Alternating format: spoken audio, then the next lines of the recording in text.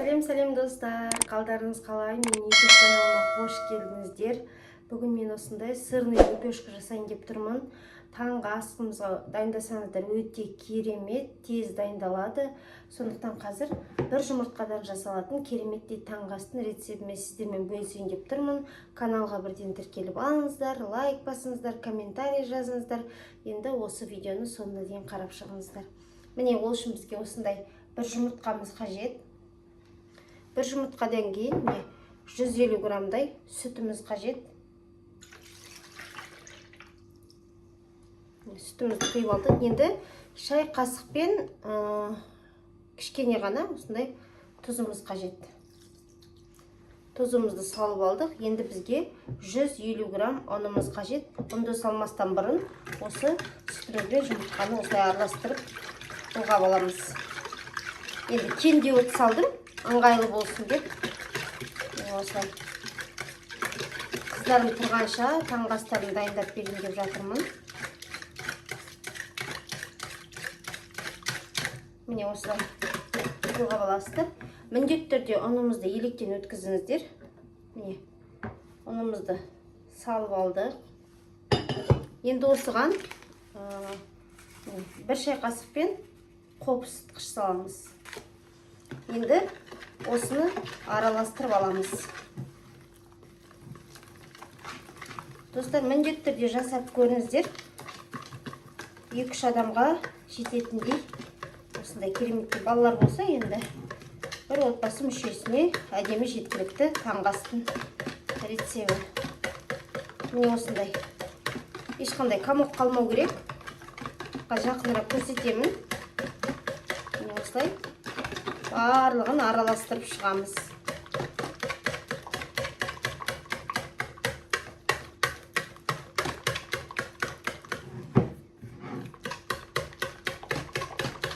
Міне араластырып алдық. Уақыт өте алған жоқ. Осындай бізде сұйықтық болып тұр. Енді осыған 150 грамм сырымызды үккіштен өткізіп қосатын боламыз.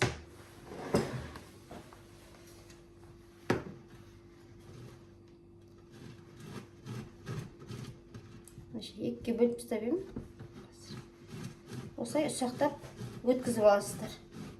Қандай сырды пайдалансаңыздар да шыға береді. Негізі сырмен жасалған тағамдар өте күшті ғой. Әдем болады. Көбінесе үйге алып қоям. Осылай барлығын үккіштен осылай ұсақ қылып өткізіп шығамыз. Мен 150 грамм сырымызды үккіштен өткізіп алдық. Енді барлығын салып шығамыз.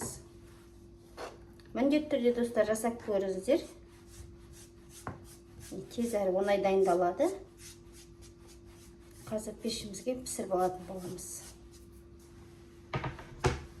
10-15 минуттың көлемінде пісіп шығады. Енді осылай араластырып шығамыз.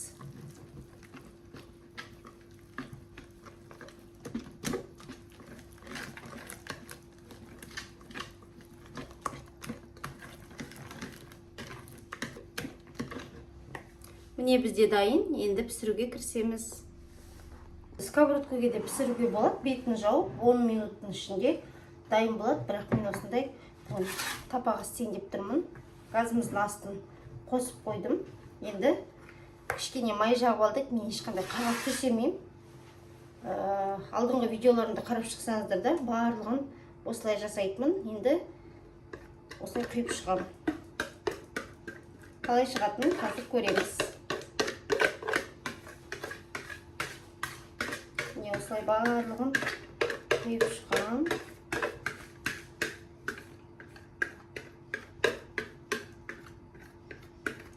Беті қызарғанша әдемі қылып пісіріп алатын боламыз.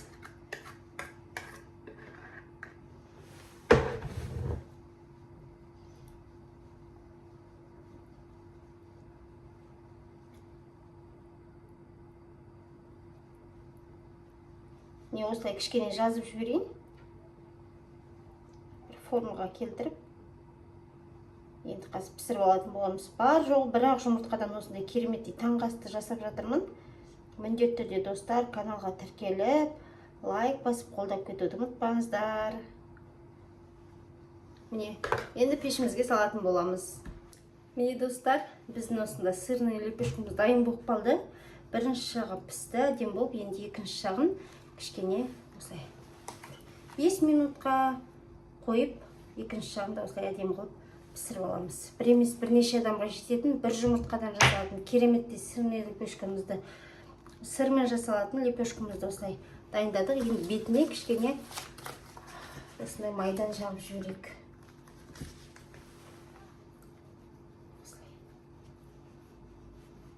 Өздеріңізге қалай ыңғайлы қарайсыздар. Нағыз тәбетті ашатын керемет таңғас болып тұрған. Осылай жағып жібересіздер. Қазір пешімізге қайтадан салатын боламыз. 5 минут тұрса да жеткілікті енді.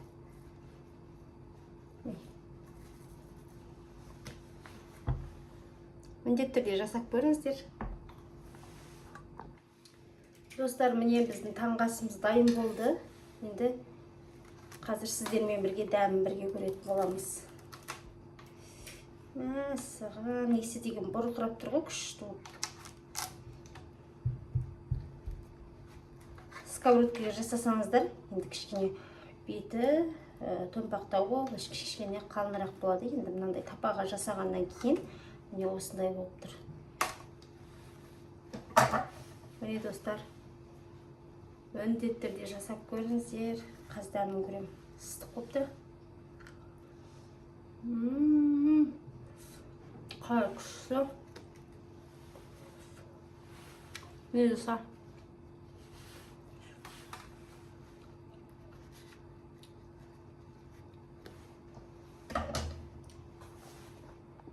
Достар, мен екінші жағын қалай піскенін көрсетемін деп ұмытып кеттім ғой. Міне осындай. Достар, міндетті түрде жасап көріңіздер енді. Мәссаған, мына рецептпен енді күнде жасайын дейтін боласыздар. Супер вообще. Керемет енді достар, міндетті түрде жасап көріңіздер. Каналға тіркелуді ұмытпаңыздар. Лайк басыңыздар, аямаңыздар, қолдаңыздар. Сау болыңыздар.